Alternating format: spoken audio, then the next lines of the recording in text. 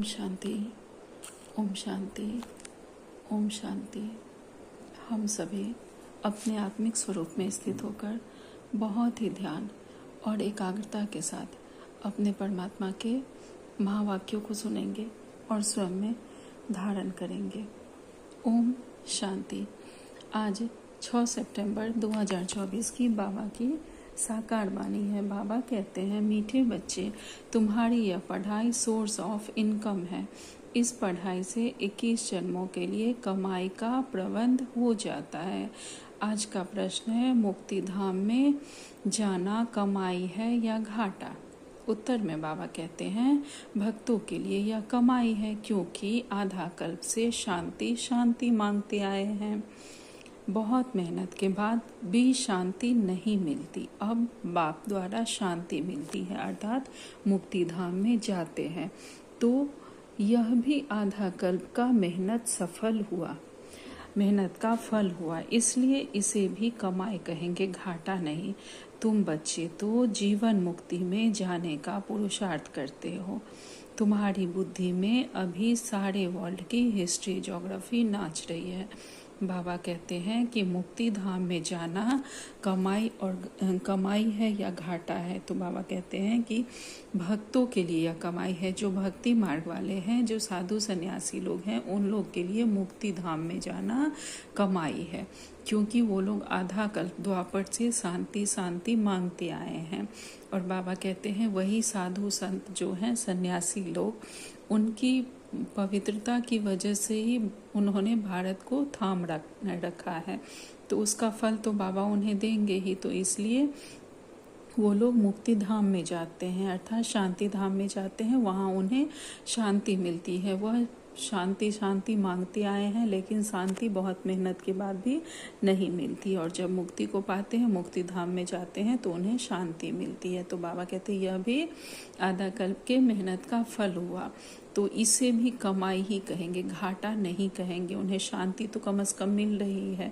तो बाबा कहते हैं कि लेकिन तुम बच्चे जो हो, वह जीवन मुक्ति में जाने का पुरुषार्थ करते हो। वो लोग सिर्फ मुक्ति में फिर वो लोग जन्म लेके आएंगे, लेकिन हमारा फिर जन्म नहीं होगा अगर हम किसी तरह का हिसाब किताब किसी से नहीं बनाते हैं। तो हमें सदा यह ध्यान रखना है कि अब हमसे कोई भूल कर भी कोई भूल ना हो, कोई भी गलती हमें नहीं करनी है, किसी से कोई भी हिसाब किताब नहीं बनाना है।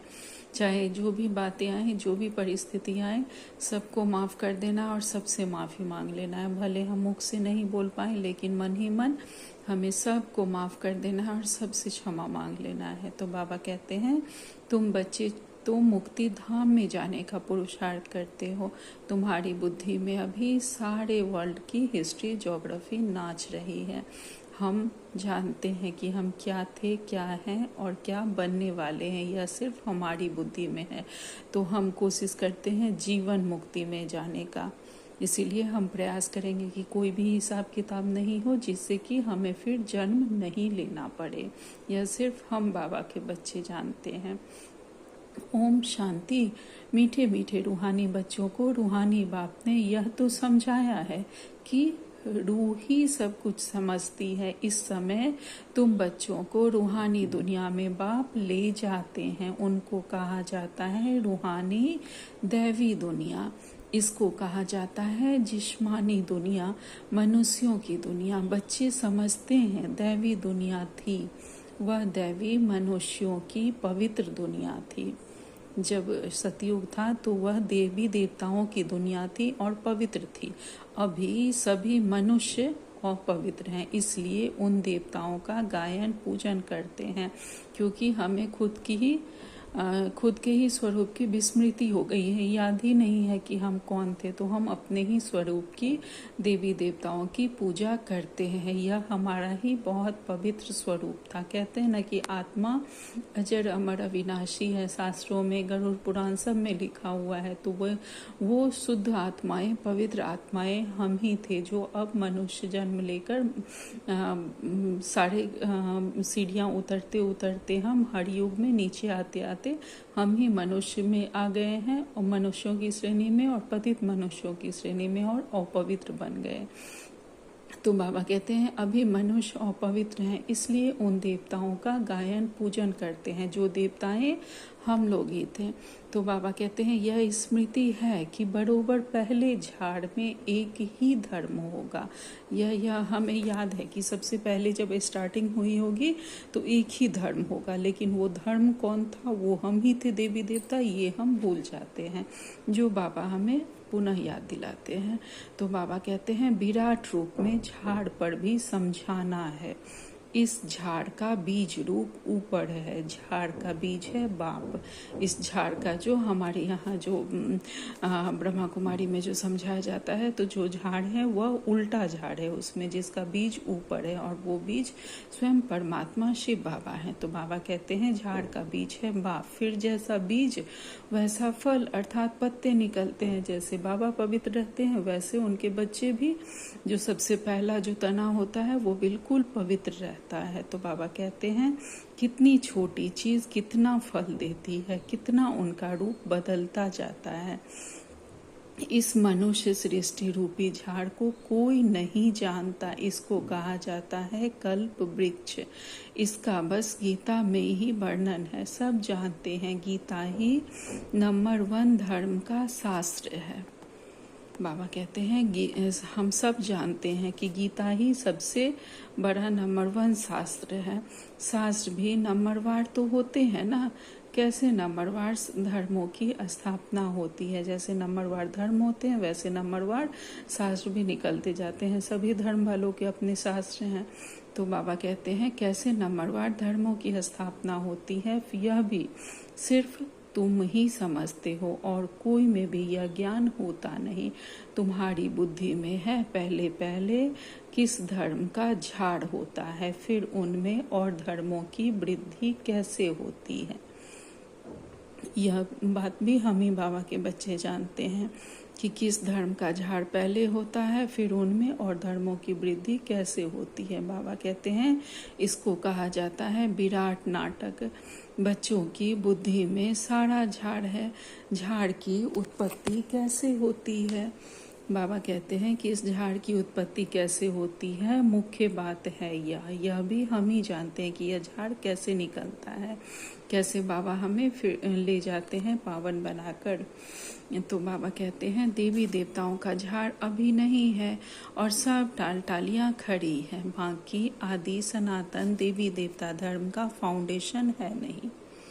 अभी बाकी सब टालियां हैं, बाकी जो मुख्य धर्म था वही नहीं है, वह मुख्य तना ही नहीं है सिर्फ। इसीलिए बाबा मुरलियों में उस बरगद के पेड़ का जो कोलकाता में है उसका बाबा उदाहरण देते हैं, जो उसका मुख्य तना है ही नहीं, क्योंकि उसमें कोई बीमारी लग गई तो फिर उसे काटना पड़ा। बाकी सारे वो पेड़ पूरा वो तनों पे ही खड़ा है, उसका तना सब नीचे आकर धरती को पकड़ लिया है, अब बाकी जो मेन था वो है ही नहीं। तो बाबा उसी का उदाहरण देते हैं। उसी तरह हमारा आदि सनातन देवी देवता धर्म भी है, जो कि है ही नहीं, जो फाउंडेशन था धर्मों का लेकिन अब है ही नहीं। तो बाबा कहते हैं बाकी आदि सनातन देवी देवता धर्म का फाउंडेशन है नहीं, यह भी गायन है। एक आदि सनातन देवी देवता धर्म की स्थापना करते हैं, बाकी और सब धर्म विनाश हो जाते हैं। जब बाबा आते हैं तो देवी देवता धर्म की स्थापना होगी और सब धर्म का विनाश हो जाएगा। सतयुग में सिर्फ हम ही बाबा के बच्चे देवी देवता धर्म वाले जाएंगे। अभी तुम जानते हो कितना छोटा सा दैवी झाड़ होगा, फिर और सब इतने धर्म होंगे ही नहीं। झाड़ पहले छोटा होता है फिर बड़ा होता जाता है, बढ़ते बढ़ते अभी कितना बड़ा हो गया है। जब और धर्म वाले आते हैं तो बड़ा होता जाता है। अभी कितने सारे धर्म आ गए हैं। तो बाबा कहते हैं अभी इनकी आयु पूरी होती है। इनसे बनेन ट्री का मिसाल बहुत अच्छा समझाते हैं। वे बरगद के पेड़ का बाबा बता रहे हैं कि उसका मिसाल बहुत अच्छा समझाते हैं। यह भी गीता का ज्ञान है जो बाप तुम्हें सम्मुख बैठ सुनाते हैं, जिससे तुम राजाओं का राजा बनते हो। फिर भक्ति मार्ग में यह गीता शास्त्र आदि बनेंगे। फिर अगले कल्प में ऐसे ही भक्ति मार्ग शुरू होगा और ऐसे ही गीता शास्त्र आदि बनते रहेंगे। तो बाबा कहते हैं यह अनादि ड्रामा बना हुआ है, फिर भी ऐसे ही होगा। यह ड्रामा अनादिकाल से चला आ रहा है। अनगिनत बार हम लोगों ने ही जन्म लिया है और इस तरह के पाठ हम सब कल्प कल्प निभाते आए हैं। तो बाबा कहते हैं फिर जो जो धर्म स्थापन होंगे उनका अपना शास्त्र होगा। सिख धर्म का अपना शास्त्र, क्रिश्चियन और बौद्धियों का अपना शास्त्र होगा। अभी तुम्हारी बुद्धि में सारे वर्ल्ड की हिस्ट्री, ज्योग्राफी नाच रही है। बुद्धि ज्ञान डांस कर रही है। तुम सारे झाड़ को जान गए हो, कैसे कैसे धर्म आते हैं, कैसे वृद्धि को पाते हैं, फिर अपना एक धर्म स्थापन होता है, बाकी खलास हो जाते हैं। गाते हैं ना, ज्ञान सूर्य प्रगटा, अज्ञान अंधेर विनाश। तो बाबा कहते हैं अभी बिल्कुल अंधियारा है ना। जब ज्ञान सूर्य प्रकट होते हैं तो अज्ञानता का, अंधेरा का विनाश हो जाता है। तो बाबा कहते हैं अभी बिल्कुल अंधियारा है ना। कितने ढेर मनुष्य हैं, फिर यह इतने सब होंगे ही नहीं। इन लक्ष्मी नारायण के राज्य में यह थे नहीं। फिर एक धर्म स्थापना होना ही है। यह नॉलेज बाप ही आकर सुनाते हैं। तुम बच्चे कमाई के लिए कितनी नॉलेज आकर पढ़ते हो। बाप टीचर बनकर आते हैं तो आधा कल्प तुम्हारी कमाई का प्रबंध हो जाता है। तुम बहुत धनवान बन जाते हो। तुम जानते हो अभी हम पढ़ रहे हैं, यह है अविनाशी ज्ञान रत्नों की पढ़ाई। अभी जो हम पढ़ रहे हैं यह अविनाशी ज्ञान रत्नों की पढ़ाई है। इन ज्ञान रत्नों का विनाश नहीं होता। तो बाबा कहते हैं भक्ति को अविनाशी ज्ञान रत्न नहीं कहेंगे।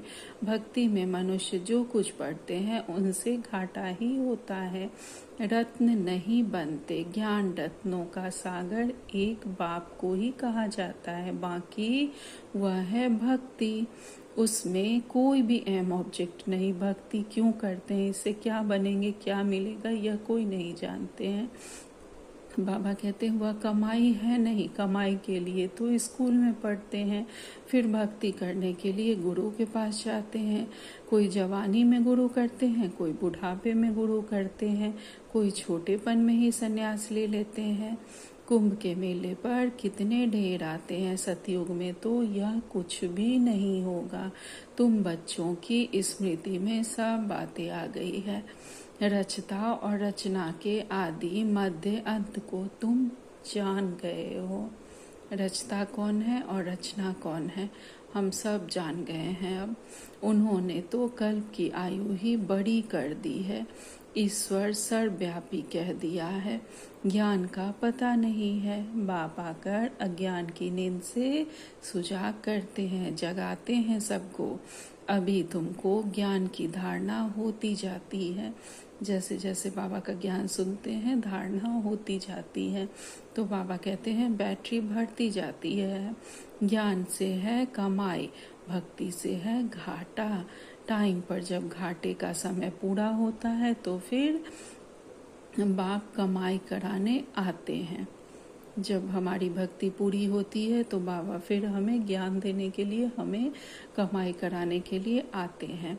बाबा कहते हैं मुक्ति में जाना वह भी कमाई है। शांति तो सब मांगते रहते हैं। शांति दीवा कहने से बुद्धि बाप की तरफ चली जाती है। कहते हैं विश्व में शांति हो, परंतु वह कैसे हो यह तो किसी को भी पता नहीं है। शांति धाम सुख धाम अलग होते हैं, यह भी नहीं जानते। बाबा कहते हैं कि शांति शांति मांगते हैं, लेकिन शांति धाम अलग है, सुख धाम अलग, यह कोई नहीं जानते। शांति अर्थात परम धाम में वहाँ आत्माएं बिल्कुल शांत होती है, निसंकल्प अवस्था होती है। यहाँ पे कोई संकल्प नहीं, तो कोई दुख ही नहीं होता है, ना कोई रिश्तेदार, ना कुछ, कोई भी बातें नहीं। तो वहाँ पे शांति ही शांति है। और सुख धाम है सतयुग। तो बाबा कहते हैं यह दोनों अलग है, लेकिन वह तो यह भी नहीं जानते। बाबा कहते हैं जो पहला नंबर है उनको भी कुछ पता नहीं था, अर्थात ब्रह्मा बाबा को भी यह पता नहीं था। अभी तुमको सारी नॉलेज है, तुम जानते हो हम इस कर्म क्षेत्र पर कर्म का पार्ट बजाने आते हैं। कहाँ से आए हैं? ब्रह्मलोक से, निराकारी दुनिया से आए हैं, अर्थात परम धाम से आए हैं इस साकारी दुनिया में पाठ बजाने। बाबा कहते हैं हम आत्मा दूसरी जगह की रहने वाली है, यहाँ यह 5 तत्वों का शरीर रहता है।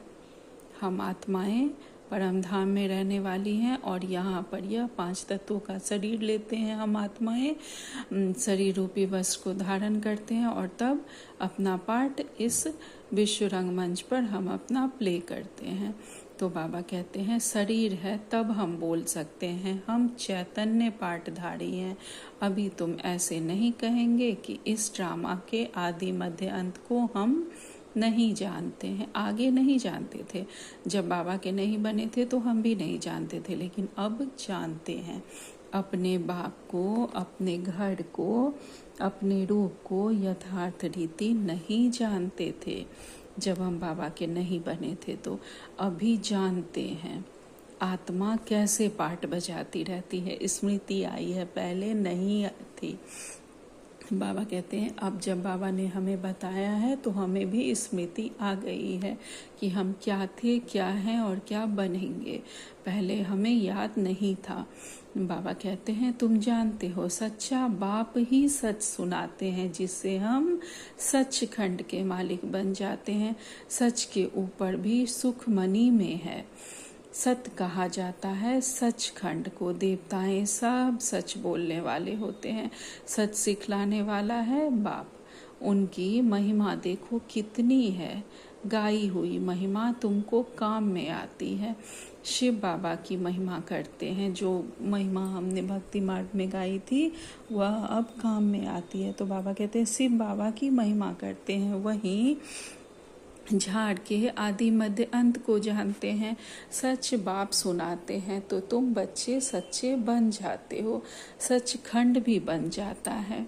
भारत सचखंड था, अर्थात भारत सतयुग बन जाएगा, यही भारत सचखंड था। नंबर 1 ऊंचते ऊंच तीर्थ भी यह है, क्योंकि सर्व की सदगति करने वाला बाप भारत में ही आते हैं। एक धर्म की स्थापना होती है, बाकी सब का विनाश हो जाता है। बाप ने समझाया है सूक्ष्म बतन में कुछ है नहीं, यह सब साक्षात्कार होते हैं। भक्ति मार्ग में भी साक्षात्कार होता है। साक्षात्कार नहीं होता तो इतने मंदिर आदि कैसे बनते? इतने जो मंदिर बने हैं सब साक्षात्कार से ही बनते हैं ना। कितने सारे गांव में या कहीं कहीं पंडितों को स्वप्न आता था, वो लोग उनको साक्षात्कार होता था। वो लोग कहते थे कि देवी ने कहा है, इन देवता ने कहा है कि मंदिर बनाओ, तो इसी तरह मंदिर बनते गए। तो बाबा कहते हैं साक्षात्कार नहीं होता तो इतने मंदिर आदि कैसे बनते, पूजा क्यों होती? साक्षात करते हैं, फील करते हैं, यह चैतन्य थे। साक्षात्कार जब करते हैं, जब किन्हीं को दिखते हैं देवी देवता, तो वो लोग भी फील करते हैं कि हाँ ये कभी थे ऐसे। वो हमेशा इस पत्थर के और संगमरमर की मूर्ति नहीं थे। अभी जैसे मूर्तियां हैं तो वो लोग भी फील करते थे कि नहीं ये चैतन्य थे। तो बाबा कहते हैं कि साक्षात करते हैं तो फील करते हैं कि यह चैतन्य थे, तभी वो जाकर फिर मंदिर वगैरह बनाते हैं। तो बाबा कहते हैं बाप समझाते हैं भक्ति मार्ग में जो कुछ मंदिर आदि बनते हैं, जो तुमने सुना देखा है वह सब रिपीट होगा, चक्र फिरता ही रहता है। ज्ञान और भक्ति का खेल बना हुआ है। हमेशा कहते हैं ज्ञान भक्ति वैराग्य, परंतु डिटेल कुछ नहीं जानते। बाप बैठ समझाते हैं ज्ञान है दिन, भक्ति है रात, वैराग्य है रात का, फिर दिन होता है। भक्ति में है दुख, इसलिए उसका वैराग्य, अर्थात भक्ति में दुख है इसलिए उससे वैराग्य करना है। सुख का तो वैराग्य नहीं कहेंगे, सुख को तो कोई नहीं छोड़ेंगे, और सुख मिलता है हमें ज्ञान से। तो ज्ञान को हमें धारण करना है और भक्ति को छोड़ना है। तो बाबा कहते हैं संन्यास आदि भी दुख के कारण लेते हैं। संन्यास भी जो लेते हैं वो दुख के ही कारण बनते हैं। समझते हैं पवित्रता में सुख है इसलिए स्त्री को त्याग कर चले जाते हैं। वो लोग जो संन्यास लेते थे तो वो भी तो एक दुख का कारण ही बनते थे। कि अपनी जिम्मेवारियों को वो लोग छोड़ के और उसके बाद संन्यास धर्म को अपना लेते थे। बाबा कहते हैं कि समझते थे लेकिन कि पवित्रता में सुख है, इसलिए स्त्री को त्याग कर चले जाते थे। लेकिन अपनी जिम्मेवारी को भी छोड़कर चले जाते थे तो वो कहीं ना कहीं उनके परिवार के लिए दुख का कारण बनता था। लेकिन बाबा हमें क्या सिखाते हैं कि प्रवृत्ति में रहते हुए हमें उपराम रहना है, हमें पवित्रता धारण करनी है, अपनी सारी जिम्मेवारियों को निभाना है। तो बाबा कहते हैं आजकल तो धनवान भी बन गए हैं, क्योंकि संपत्ति बगैर तो सुख मिल ना सके। माया वार कर जंगल से फिर शहर में ले आती है। विवेकानंद और रामकृष्ण भी दो बड़े सन्यासी होकर गए हैं। सन्यास की ताकत रामकृष्ण में थी, बाकी भक्ति का समझाना करना यह विवेकानंद का था। बाबा कहते हैं सन्यास की ताकत रामकृष्ण में थी, बाकी भक्ति के बारे में समझाना इसकी बहुत जानकारी विवेकानंद को थी। तो बाबा कहते हैं दोनों की पुस्तकें हैं। पुस्तक जब लिखते हैं तो एकाग्रचित हो बैठ लिखते हैं। रामकृष्ण जब अपनी बायोग्राफी बैठ लिखते थे तो शिष्य को भी कहा तुम जाकर दूर बैठो। था बहुत तीखा, कड़ा सन्यासी, नाम भी बहुत है। बाप ऐसे नहीं कहते कि स्त्री को माँ कहो, बाप तो कहते हैं उनको भी आत्मा समझो। बाबा नहीं कहते कि प्रवृत्ति में रहते जो एक दूसरे को माँ कहो या भाई बहन कहो, ऐसा नहीं कहते हैं।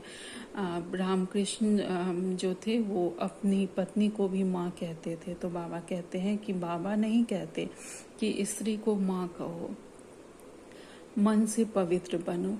बाबा कहते हैं कि पवित्रता धारण करो। ऐसा नहीं कि वो पत्नी को बहन कहना है कि स्त्री को माँ कहना है, ऐसा नहीं है। जो पत्नी है उनको माँ कहना है, यह बाबा नहीं कहते।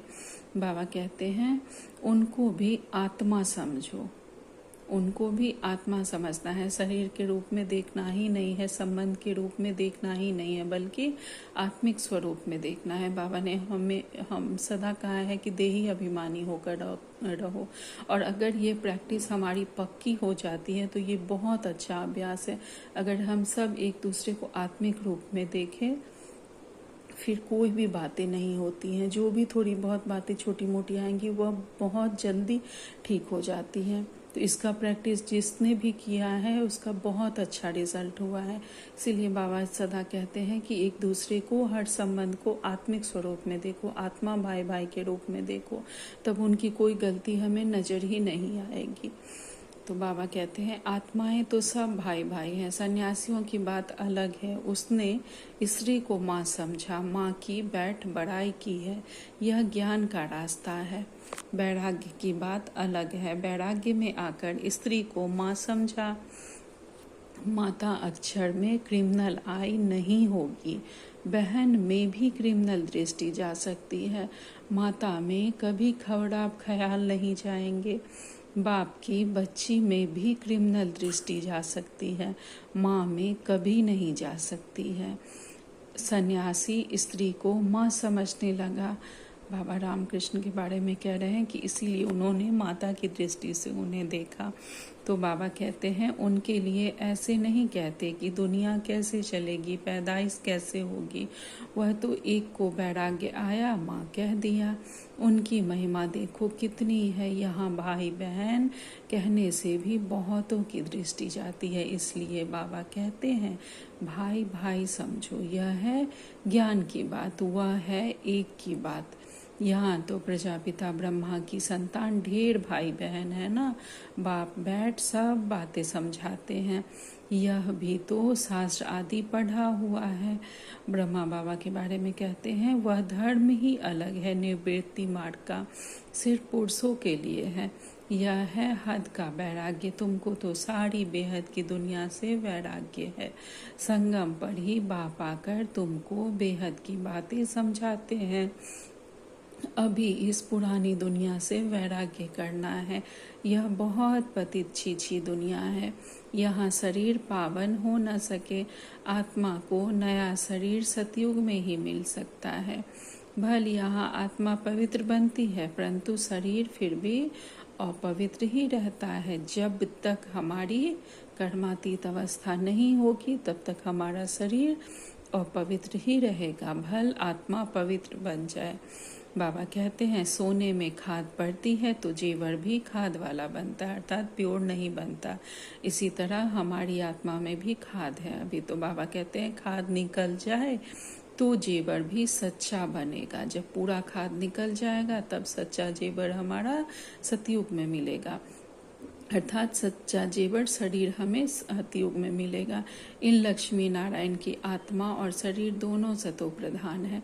तुम्हारी आत्मा और शरीर दोनों ही तमो प्रधान काले हैं। आत्मा कामचिता पर बैठ काली बन गई है। बाप कहते हैं फिर हम आकर सांवरे को गोरा बनाते हैं।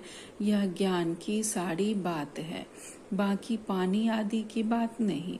सब कामचिता पर बैठ पतित बन पड़े हैं, इसलिए राखी बंधवाई जाती है कि पावन बनने की प्रतिज्ञा करो।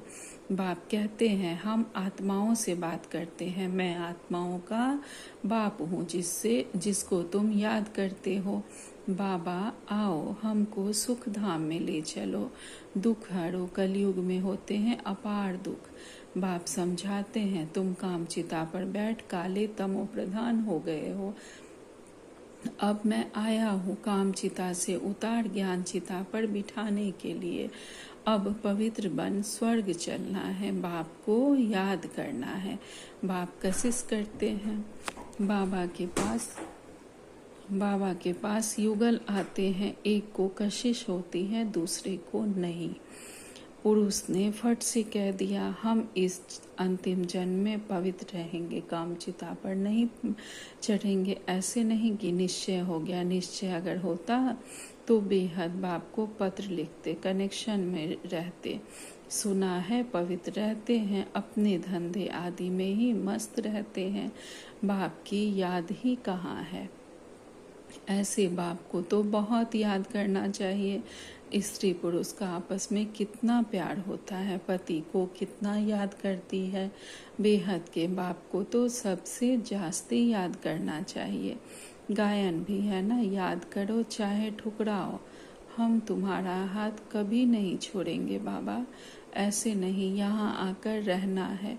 वह तो फिर सन्यास हो गया। बाबा कहते हैं कि यहाँ आकर रहने की जरूरत नहीं है, तब तो फिर सन्यास हो गया। गृहस्थ व्यवहार में रहते पवित्र बनो, यह तुमको कहा जाता है। यह पहले तो भट्टी बननी थी जिससे इतने तैयार होकर निकले। उनका भी बहुत अच्छा वृतांत है। शुरू में जो दादियाँ आई घर द्वार छोड़ के, तो वो तो भट्टी बननी थी इसलिए इतने तैयार होकर निकले। बाबा कहते हैं उनका भी बहुत अच्छा वृतांत है। जो बाप का बनकर अंदर अर्थात यज्ञ में रहकर के रूहानी सर्विस नहीं करते, वह जाकर दास दासियाँ बनते हैं।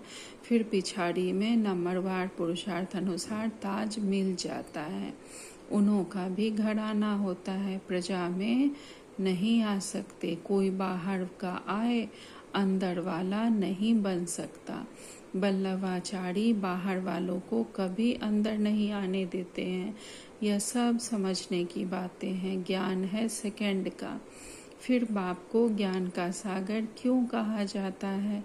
समझाते ही रहते हैं, पिछाड़ी तक समझाते ही रहेंगे। इसीलिए बाबा को ज्ञान का सागर कहा जाता है, क्योंकि हमेशा हमें छोटी छोटी बातें बाबा समझाते रहते हैं। हर बात की श्रीमत देते रहते हैं, क्या सोचना है, क्या करना है, क्या बोलना है। तो बाबा कहते हैं समझाते ही रहेंगे पिछाड़ी तक। जब राजधानी स्थापन हो जाएगी, तुम कर्मातीत अवस्था में आ जाएंगे, फिर ज्ञान पूरा हो जाएगा। है सेकंड की बात, परंतु फिर समझाना पड़ता है। हद के बाप से हद का वर्षा, बेहद का बाप विश्व का मालिक बना देते हैं। तुम सुख धाम में जाएंगे तो बाकी सब सुख शांति धाम में चले जाएंगे। और धर्म वाले वहाँ तो है ही सुख। यह तो खातिरी है। बाप आए हैं, हम नई दुनिया के मालिक बन रहे हैं इस राजयोग की पढ़ाई से। अच्छा, मीठे मीठे से खिलते बच्चों प्रति माता पिता बाप दादा का याद प्यार और गुड मॉर्निंग। रूहानी बाप की रूहानी बच्चों को नमस्ते। हम सब रूहानी बच्चों की रूहानी माता पिता बाप दादा को याद प्यार गुड मॉर्निंग और नमस्ते नमस्ते नमस्ते। शुक्रिया मेरे मीठे प्यारे बाबा, आपका लाख लाख शुक्रिया। आज धारणा के लिए मुख्य सार में बाबा ने पहली पॉइंट कही है, इस पतित छीछी दुनिया से बेहद का वैराग्य रख आत्मा को पावन बनाने का पूरा पूरा पुरुषार्थ करना है। एक बाप की ही कशिश में रहना है। दूसरी पॉइंट में बाबा कहते हैं, ज्ञान की धारणा से अपनी बैटरी भरनी है। ज्ञान रत्नों से स्वयं को धनवान बनाना है। अभी कमाई का समय है, इसलिए घाटे से बचना है। सदा याद रखना है कि बाबा अब हमसे भूल कर भी कोई भूल ना हो, हमें ऐसा बनाओ बाबा। हमारे मन क्रम वचन में आप बैठो बाबा। तो अभी कमाई का समय है, कोई भी घाटा नहीं करना है। आज बाबा ने हमें वरदान दिया है, ज्ञान रत्नों को धारण कर व्यर्थ को समाप्त करने वाले होली हंस भाव। ज्ञान रत्नों को धारण कर व्यर्थ को समाप्त करने वाले हम बाबा के होली हंस बच्चे हैं। विस्तार में बाबा कहते हैं, होली हंस की दो विशेषताएं हैं। एक है ज्ञान रत्न चुगना, दूसरा निर्णय शक्ति द्वारा दूध और पानी को अलग करना। दूध और पानी का अर्थ है समर्थ और व्यर्थ का निर्णय। क्या सही है हमारे लिए, क्या गलत है, इसका निर्णय करना। व्यर्थ को पानी के समान कहते हैं और समर्थ को, जो सही है वह दूध के समान है, उसे हमें ग्रहण करना है। तो व्यर्थ को समाप्त करना अर्थात होली हंस बनना। किचरे को छोड़ना, कलयुगी संस्कारों को छोड़ना अर्थात व्यर्थ को छोड़ना और समर्थ को एक्सेप्ट करना, होली हंस बनना। हर समय बुद्धि में ज्ञान रत्न चलते रहे, हमेशा हमारी बुद्धि में ज्ञान रत्न चलते रहे। किसी ने यह क्यों बोला, वह क्यों किया, ये नहीं चलना चाहिए हमारी मन बुद्धि में। बाबा कहते हैं, हर समय बुद्धि में ज्ञान रत्न चलते रहे, मनन चलता रहे तो रत्नों से भरपूर हो जाएंगे। आज स्लोगन में बाबा ने कहा है, सदा अपने श्रेष्ठ पोजीशन में स्थित रह, अपोजिशन को समाप्त करने वाले ही विजयी आत्मा है। सदा अपनी श्रेष्ठ पोजीशन में स्थित रहना है कि हम कौन हैं, हम क्या थे और क्या बनने वाले हैं। तो जो भी हमारे अपोजिशन में होगा वह स्वतः ही समाप्त हो जाएगा और हम विजयी बन जाएंगे। किसने क्या बोला क्या कहा उसमें हम पढ़ेंगे ही नहीं। हमें सदा अपने पूज्य स्वरूप में, सतयुगी स्वरूप में स्थित रहना है। इसीलिए बाबा ने सदा कहा है कि हर घंटे हमें सुदर्शन चक्र का अभ्यास करना है। और जब हमें अपने स्वरूप की स्मृति रहेगी तो सामने से कोई भी बातें आ रही हैं, कोई भी संस्कार आ रहा है, कोई भी परिस्थिति है, वो हम पे कभी भी हावी नहीं होगी। बाबा कहते हैं आज के अव्यक्ति सारे में, इच्छा मात्रम अविद्या अर्थात संपूर्ण शक्तिशाली बीज रूप स्थिति। जब मास्टर बीज रूप बनते हो तब पत्तों को प्राप्ति करा सकते हो। जब मास्टर बीज रूप हम बनते हैं तब हम पत्तों को अर्थात और धर्म वाले जो होंगे उन्हें हम प्राप्ति करा सकते हैं। अनेक भक्त आत्मा रूपी पत्ते जो सूख गए हैं, मुरझा गए हैं, उनको फिर से अपने बीज रूप स्थिति द्वारा शक्तियों का दान व सर प्राप्तियां कराने के लिए आपकी इच्छा मात्रम स्थिति चाहिए। अच्छा, ओम शांति, ओम शांति, ओम शांति। शुक्रिया मेरे मीठे प्यारे बाबा।